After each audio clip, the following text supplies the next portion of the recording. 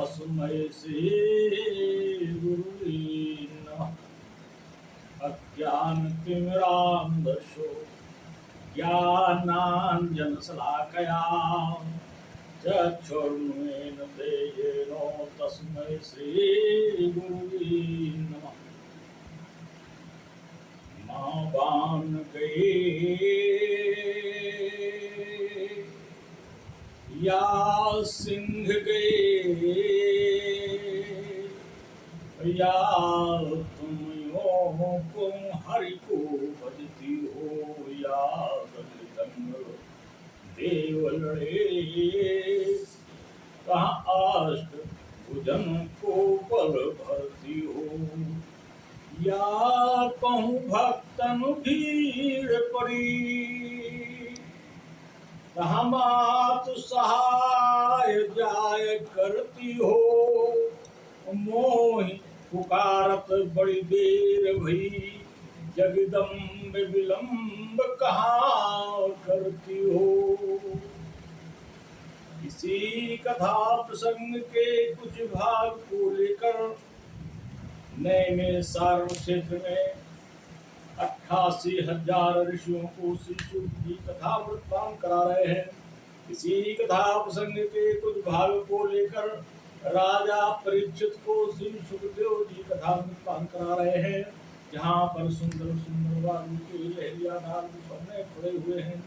एक और ब्रह्मर्षि एक और राजर्षि नारद देवादि सभी उपस्थित हैं। ठीक उसी कथा प्रसंग के कुछ भाग को लेकर अद्मया कथा पुस्तुयते यथामति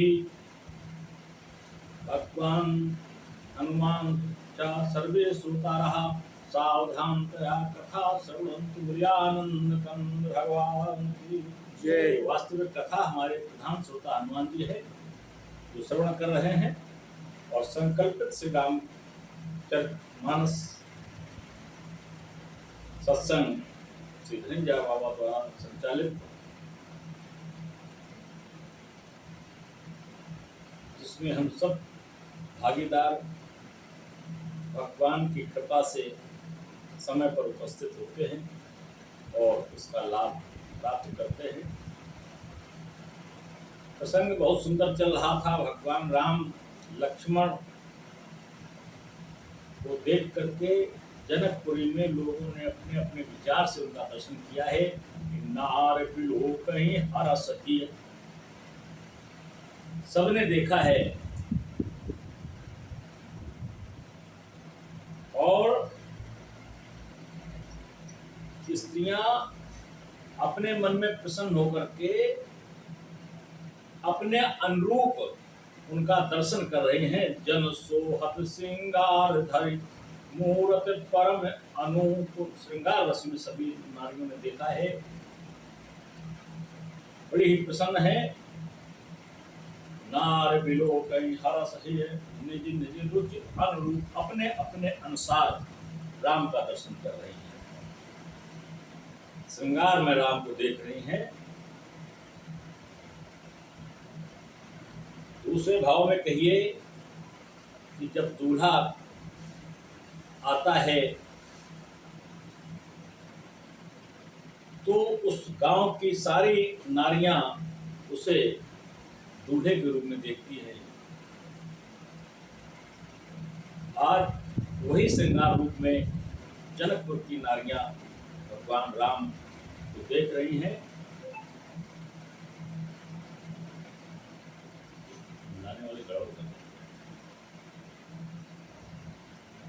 विदुषण प्रभु विराटमय दिशा बहुमुख कर पगलोचन सीसा जनक जाति अवलोक ही कैसे सजन सगे प्रिय लागहि जैसे।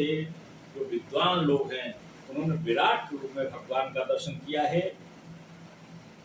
अनेकों मुख अनेकों कर पग अनेकों लोचन वाले भगवान विराट के रूप में दर्शन करते हैं। और जनक जाते अवलोक कहीं गए कैसे। और जनक जी ने और उनके घर परिवार के लोगों ने ऐसे देखा है जैसे सजन सगे प्रिय लागन, जैसे सजन अपने बड़े ही सगे संबंधी हैं, इस रूप में जनक जी ने देखा है। और सहित विदेह बिलो कहीं रानी, से सो सम प्रीत न जानी जाति वखानी। और स्वयं जनक जी और उनकी रानी यानी सुनैना ने शिशु के रूप में देखा है। योग न परम तत्व भाषा, शांत शुद्ध सम सहज प्रकाशा। जो योगी ऋषि ऐसी है, उन्होंने शांत स्वरूप देखा है। हरे भगतन देखे दो भ्राता, इष्ट देव देव सब सुखदाता। जो भक्त है, उन्होंने दोनों भाइयों को इष्ट के रूप में देखा है। और राम ही चितव भाई जय सिया, सो स्नेह सुख नहीं कथनिया। और सीता ने तो राम को ऐसे भाव में देखा है जिसके सुख, अकथनीय सुख उन्हें प्राप्त हुआ है। और अनुभवती न कहे सक सो, कवन प्रकार कहे कब को। ऐसा उन्होंने दर्शन किया है, ऐसा सुख का अनुभव किया है जो स्वयं उन्होंने वर्णित नहीं किया है। तो कोई कवि कैसे उसको प्रकट कर सकता है, कभी भी उसे नहीं वर्णित कर सकता है। इतना सुखद अनुभव है सीता का। यही विद रहा जाहि जस भाव, ही तस देखे वो कौशल राव। जिसका जैसा भाव है उसने उसी रूप में भगवान राम को देखा है। ये स्थिति है भगवान राम की। राजत राज समाज मोह, कौशल राज किशोर, सुंदर श्यामल गौर तन विश्व विमोचन चोर। ऐसा राज समाज में वो सुशोभित हो रहे हैं जैसे विश्व चोर कहीं से आ गया है, जो उसको देखता है सबका मन चित्त चुरा लेता है। ऐसा दर्शन किया जा रहा है। सहज मनोहर मूरत दो, कोटि काम उपमा लघु सो। सहज सुंदर उनका स्वरूप है, जहाँ करोड़ों कामदेव भी लजा जाते हैं। इतना सुंदर स्वरूप है राम लक्ष्मण का। शरद चंद्र निंदक मुख नीके, नीरज नयन भाव तेजी के। शरद ऋतु का चंद्रमा भी निंदा का पात्र बन जाता है उन दोनों की मुखार में डूबा करके। नीरज नयन, कमल के समान जिनके सुंदर सुंदर नेत्र है, ऐसा दर्शन किया जा रहा है। भगवान राम लक्ष्मण की इतनी सुंदर झांकी का दर्शन हो रहा है। चित्तवन चारु सारु मनोहर सी, मान मनोहर सी धरनी, भावत हृदय जात नहीं बरनी। जिधर वो उनकी चितवन जो भी देख लेता है, जिधर देख लेते हैं सबका मन हरण कर लेते हैं। ऐसा हृदय का वर्णन, ऐसे सुखद अनुभूति का वर्णन नहीं किया जा सकता है। कल कपोल सुति कुंडल लोला, चुरुट अधर सुंदर मधु बोला। कपोल में सुंदर सुंदर कुंडल है जो हिल रहे हैं, बहुत ही सुंदर शोभायमान हो रहे हैं। कुमुद बंधु कर निंदक हासा, प्रकट मनोहर नासा। बहुत ही सुंदर तिरछी प्रकृति है, भवें हैं, विशाल भाल है, तिलक लगा हुआ है। ऐसी शोभा को देख करके अवल भी लजा जाती है। इतना सुंदर स्वरूप है। कुमुद बंधु कर निंदक हासा, भगवती विकट मनोहर नासा। भाल विशाल तिलक जल काही, कच बिलोक अवल लजाही। अल कहते हैं भौरा को, अवल कहते हैं उसकी पंक्ति को। इतनी सुंदर मूर्ति है भगवान राम लक्ष्मण का। इतना सुखद अनुभव हो रहा है, इतना सुंदर है कि भौरों की जो अवल है, जो गुंजा वो भी लजा जाती है। इतना सुंदर स्वरूप है। बीते जो तनिय सिरन सुहाई, कुसुम कलिय बीच बीच बनाई। चौकोर पीली सिल्की बना हुआ है। कुसुम कली बीच बीच में पुष्प लगे हुए हैं। रेखे रुचिर काम्बुकल कीवा जन त्रिभुवन सुषमा प्रिय सीवा। त्रिभुवन में इतना सुखद, इतना सुंदर स्वरूप देखने को मिल रहा है। 3 रेखाएं हैं ग्रीवा में। रेखे रुचिर कम मुक्कल ग्रीवा, 3 रेखाएं हैं गले में, जो ग्रीवा में जो त्रिभुवन को सुख प्रदान करती है। सारे त्रिभुवन का सुख उन 3 रेखाओं में है। कुंजर मणिकंठा कलित पूरन तुरस्का माल, प्रखव कंद के हर ठवन बल निधि बाहु विशाल। तुलसी की माला कंठ में है, प्रखव जैसे उनके कंधे हैं, बल निधि बाहु विशाल, भुजाओं में बहुत ही विशाल बल है। देख लोग सब भय सुखारे, एकटक लोचन चलत न तारे। देख करके लोगों के लोचन यानी नेत्र सुख में हो गए हैं। एक टक लोचन लगा हुआ है, न इधर पुतली घूमती है न उधर पुतली घूमती है, एक टक देख रहे हैं। हर से जनक देख 2 भाई, मुनि पद कमल गए तब जाई। जनक जी ने देखा है, बहुत ही हर्षित होते हैं, प्रफुल्लित होकर के जाके मुनि के चरण कमल पकड़ लेते हैं। और कर बिनती निज कथा सुनाई, रंग अवन सरस मुनि दिखाई। हमारे जनक जी ने अपनी सारी कथा सुनाई, कैसे कैसे मैंने ऐसा धनुष यज्ञ ठाना है, कैसा मैंने प्रण किया है, कैसे मैंने प्रतिज्ञा की है, और दिखाया है जाकर के सारी रंग अवन हमारे जनक जी को दिखाई है। जनक जी ने विश्वामित्र और दोनों भाई राम लक्ष्मण को दिखाई है।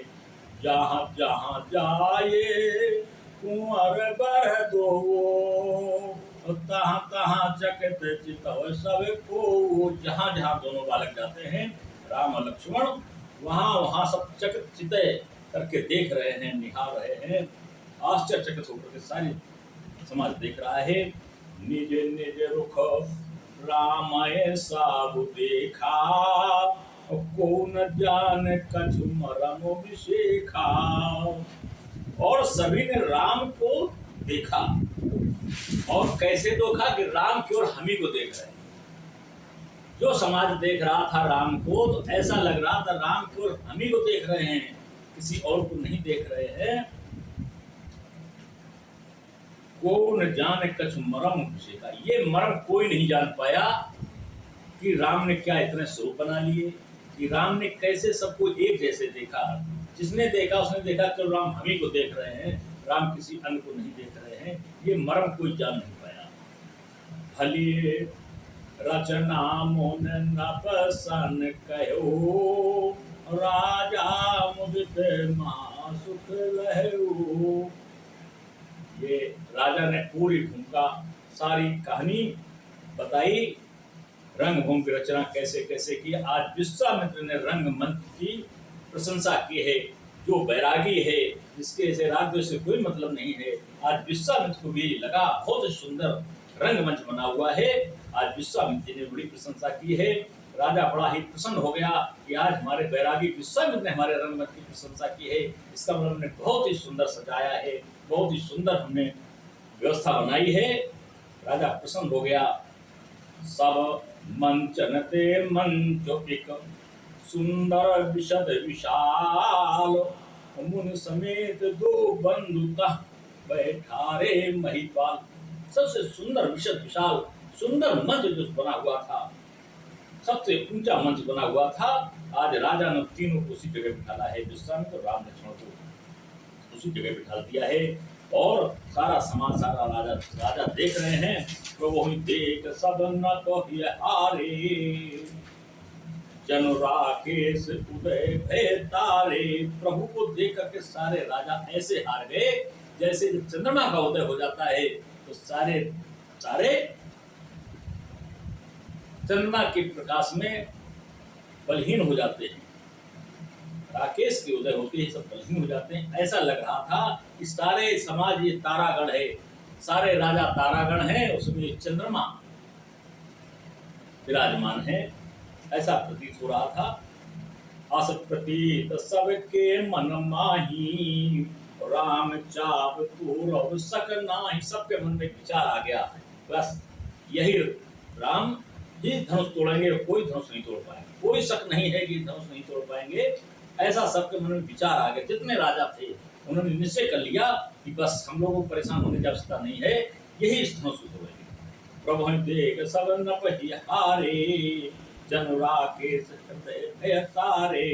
अस प्रतीत सबके मन माही, राम चाप तूर सक नाही। बिनु भांजो भव धनुष विशाला, मेलहि से राम और माला। ये भी विचार आया कि यदि धनुष विशाल धनुष अगर ना भी तोड़ पाएंगे तो भी सीता माँ वरमाला राम को ही पहनाएगी। इससे सुंदर कोई समाज में व्यक्ति नहीं है, ना सीता से सुंदर कोई नारी है, ना राम से सुंदर कोई पुरुष है। अगर ये धनुष तीन कालों से ना भी तोड़ पाएंगे तो सीता विवाह राम से ही करेगी। ऐसा संकल्प कर लिया राजाओं ने, निश्चय कर लिया है। अस विचार गवनो घर भाई, जस प्रताप बल तेज गवाई। जैसे उनका तेज ही समाप्त हो गया हो, उन्होंने निश्चय कर लिया भैया भगवान उनके दर्शन कर लो, दर्शन जी भर के कर लो और अपने अपने घर चलो। तब तक दूसरे राजाओं ने क्या किया कि बिया से अपर ऊप सोन बानी, और जय अविवेक अंध अभिमानी। जो अभिमानी थे, अविवेक विवेकशील थे, इनके पास कोई विवेक नहीं था। इन राजाओं की ऐसी बातों को सुनकर के बहुत भिंसे, खास करके भिंसे और कहने लगे कि तोरे वह धनुष ब्याह आवेगा, बिन तोरे को कुंवरे ब्याहा। धनुष तोड़ने वाले के साथ तो विवाह नहीं हो पाएगा हम लोगों को होते हुए। हम सब सीता के लिए बहुत युद्ध करेंगे और बिना तोड़े कैसे ये विवाह सीता कर लेगी। ऐसे राजा के वचन सुन करके उन राजाओं ने, दुष्ट राजाओं ने ऐसा कहा कि एक बार कालोकेन हो हित समर तब हम सो। उन दुष्ट राजाओं ने कहा एक बार काल भी सामने आ जाएगा तो भी मैं उनसे युद्ध करूंगा। ये तो छोटे से बालक हैं, ये तो अभी कुमार बालक हैं, 12-14 वर्ष के बालक हैं, ये कैसे विवाह करके ले जाएं सीता को। हम काल से भी युद्ध करेंगे सीता के लिए। ऐसा दुष्ट राजाओं ने कहा उन राजाओं से। यह सुन आवर महप मोस काने, और धर्मशील हरि भगत सयान। जो भक्त लोग थे,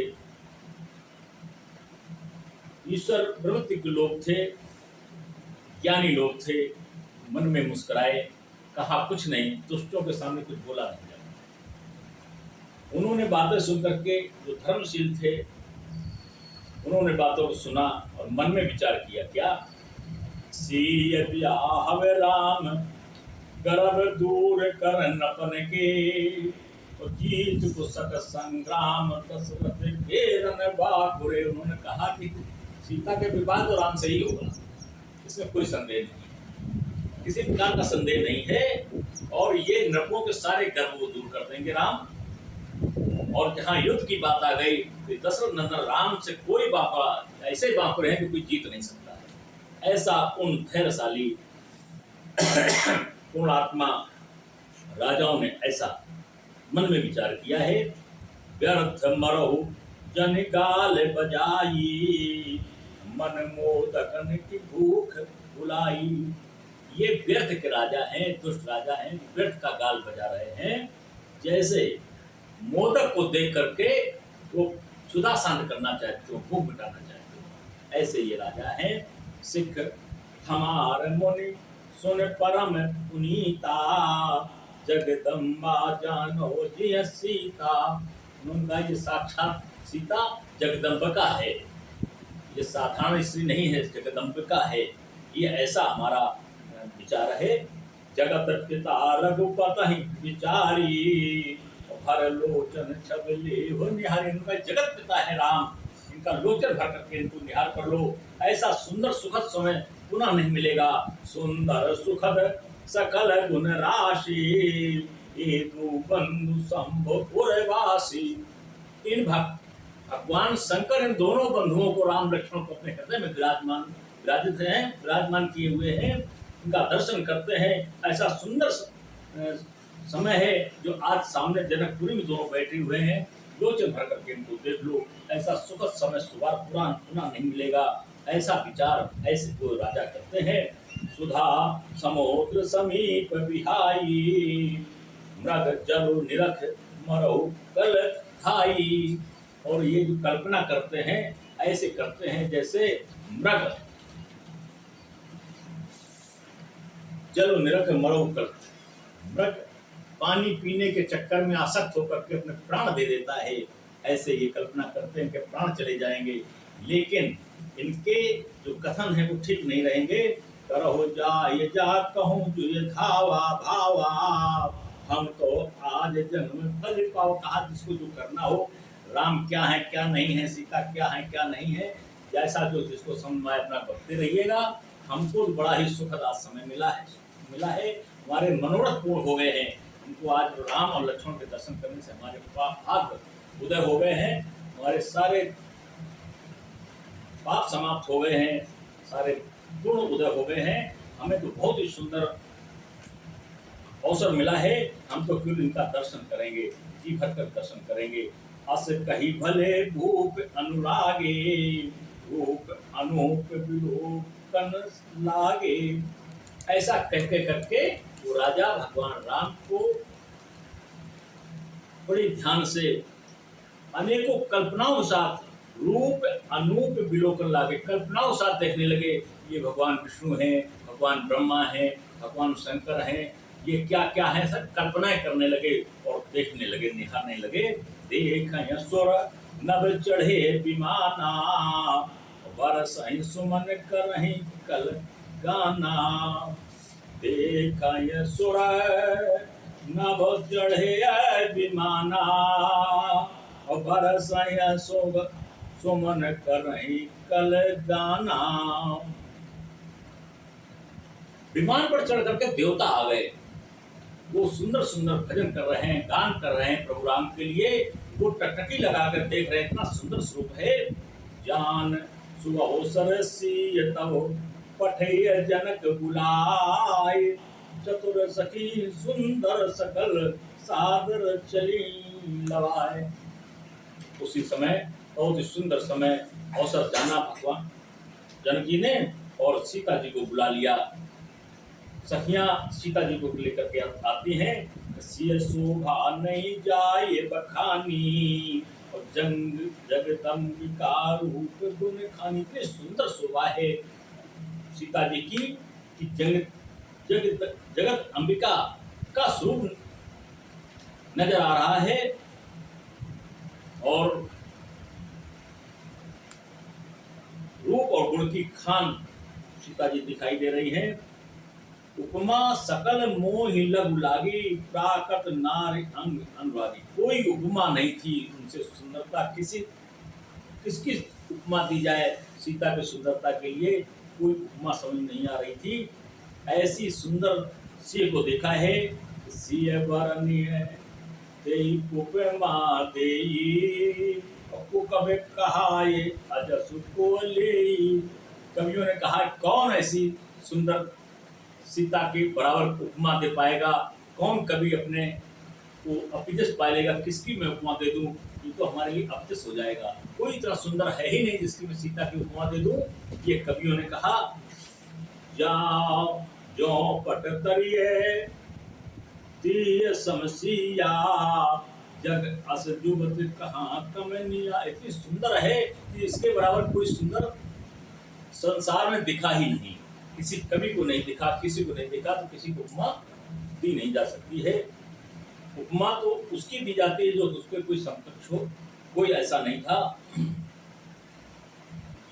गिरा सुखर तन आराध भवानी, रत अत दुखित अतनु पातु जानी, विषबारुणीय बांधो प्रिय जी, कहिए रमा समुख्य देही।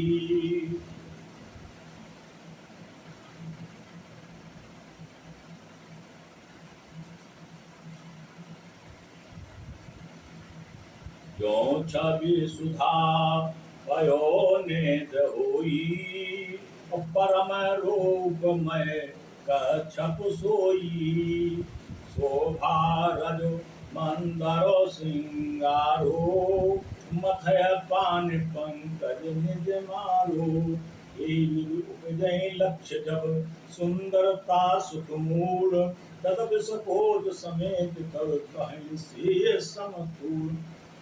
कवियों को कोई भी इतनी सुंदर उपमा देने के लिए कोई वस्तु नहीं दिखी तो सीता की सुंदरता के बराबर की उपमा दे पाते। इतना सुंदर स्वरूप है हमारी सीता जी का। यही विदुपजय लक्ष्य जब सुंदरता सुख मूल, तदप सपोत समेत कवि कहें से समतूल। आज लक्ष्मी जी का प्राकृतिक स्वरूप देख करके सभी लजा गए। सारे नर नारी सीता का दर्शन करते करते इतने मोहित हो गए कि कोई अपने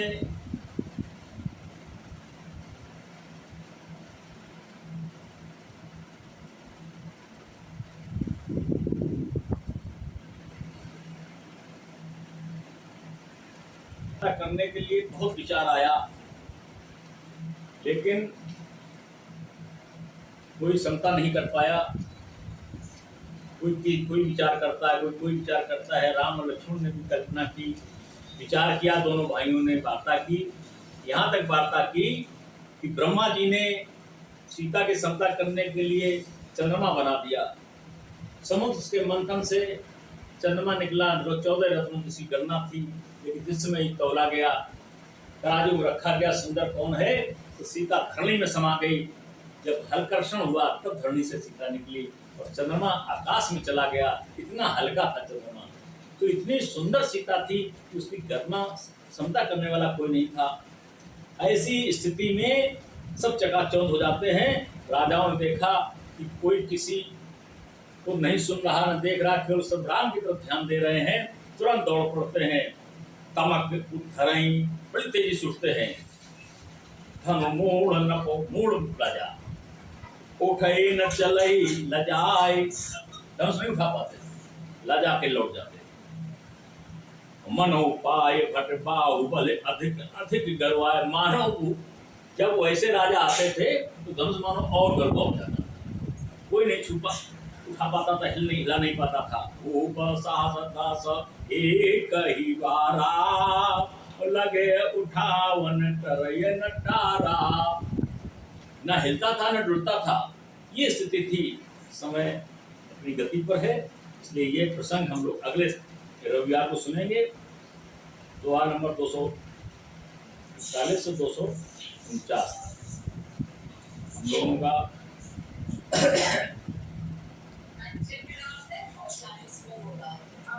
आज सत्संग हुआ है। अगले बार 250 से द्वार नंबर 250 बालकांड से हम लोग सुनेंगे। बहुत ही सुंदर प्रसंग है। भगवान के सामने कैसे कैसे राजा अपना बल दिखाएंगे, बल दिखाने के बाद कैसे धनुष टूटेगा और कैसे सीता का विवाह होगा, ये सब सुनेंगे अगले प्रसंग में। भगवान का 2 बार नाम, और बहुत ही भाग्यशाली हम सब जो भगवान की ऐसी कृपा है कि हम सब लोग समय से उपस्थित हो जाते हैं। कहाँ किसी को समय मिलता है, कोई अस्पतालों में पड़ा है, कोई कहीं पड़ा है, कोई कहीं पड़ा है, कोई किसी तरीके से पड़ा है। ऐसा जनमानस में जीवन व्यस्त हो गया है लोगों का कि सुखद अनुभूति करना कठिन हो गया है। सुखद अनुभूति तभी होगी जब हम लोग मर्यादित रहेंगे और भगवान के चरणारविंदों में रहेंगे। भगवान का भगवान की कृपा जब हम पर रहेगी तभी हम लोग आनंदित रहेंगे। भगवान की कृपा पाने के लिए हमें भगवान के आचरण के अनुकूल अपने आचरण करने होंगे और प्रतिकूल आचरण करने वाले तो सुखी न थे, न हैं, न रहेंगे। समाज कहाँ जा रहा है, किधर जा रहा है, किसी को बताने की आवश्यकता नहीं है। खान पान तक लोगों ने बदल रखा है, अपना खान पान भी नहीं रखा है।